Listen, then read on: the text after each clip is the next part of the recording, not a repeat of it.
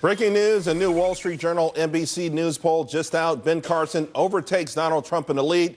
Ben Carson has surged into the lead of the Republican pack, now getting support from 29% of the primary voters.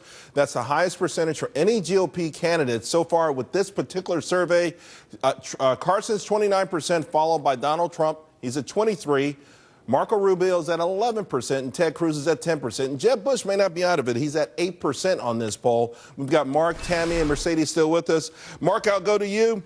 We knew that Carson had momentum, but now I think maybe people are going to take him a little bit more seriously. Oh, I think so. The challenge for Ben Carson is, can he translate results like this in now 2 national polls in the past week into increased poll numbers in New Hampshire, South Carolina, and Nevada, and then in Florida? That's really the determination here. Is he's doing well in Iowa. He's got 2 national polls looking really good. But can he translate it on the ground? Can he raise more money? Because he's spending a lot of his money. And he can raise more money to increase his poll numbers in those key early states. Because you can come out of Iowa. Look, Iowa has been 4 out of 9 out of the past elections. 4 out of 9 winners in Iowa did not go on to become the nominee. Sure. And so Iowa's only so good, and the national poll is only so good. So we got to see what he can do with these numbers in those other early states. Although, Mercedes, here's what he's done so far. He's raised a lot of money from a lot of small donors who can go back to the well over and over again. And according to this poll, he does very well with value voters, people who go to church, people who make less than $75,000. That sounds like the grassroots candidate right there. You know, that makes a lot of sense. What are we looking at here is that over 60% of his donations come from these small donors.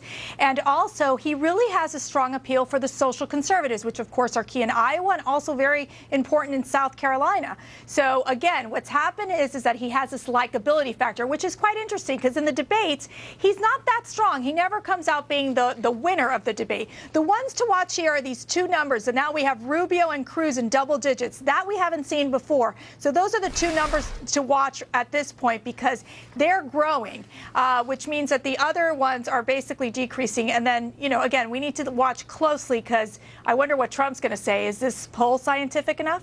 Well, Tammy, here's the thing. It's so interesting to me because despite the fact that Carson has been coming on in the last week or so, Donald Trump started this week attacking Marco Rubio because it felt like the media had deemed Marco Rubio the winner. And he did shoot up in one poll in New Hampshire.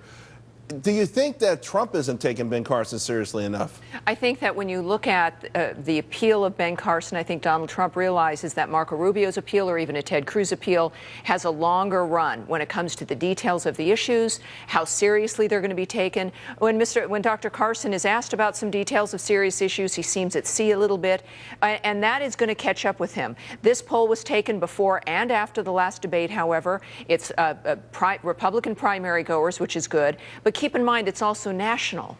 So you're looking at still, he may be ahead in Iowa. Donald Trump is well ahead still in New Hampshire. Marco Rubio moved up in that poll, but he's only at 13%. And South Carolina is still owned by Mr. Trump. So it's going to be a long haul, I think, for Dr. Carson. Really? Okay. So despite the fact he's got this momentum, you're writing him off. I'm saying that when it comes down to the details of the issues, as he stays ahead like this, he's going to be targeted even more. And as we get closer, you're going to see him falling just like you've seen Mr. Trump fall to some degree as well. All right, you know what? We're going to continue to talk with us. Guys, hold your powder. We're going to talk about this. We'll delve into it a little bit more. And, of course, at home, you don't want to miss Fox Business because we're going to do this thing right. We're going to have the Republican debate next week. Make sure you tune in. The GOP hopefuls are going to take center stage in Wisconsin. We are going to be there. You're looking at our all-star panel of moderators. That's Tuesday, November 10th, 6 and 9 p.m. right here on Fox Business. We'll be right back.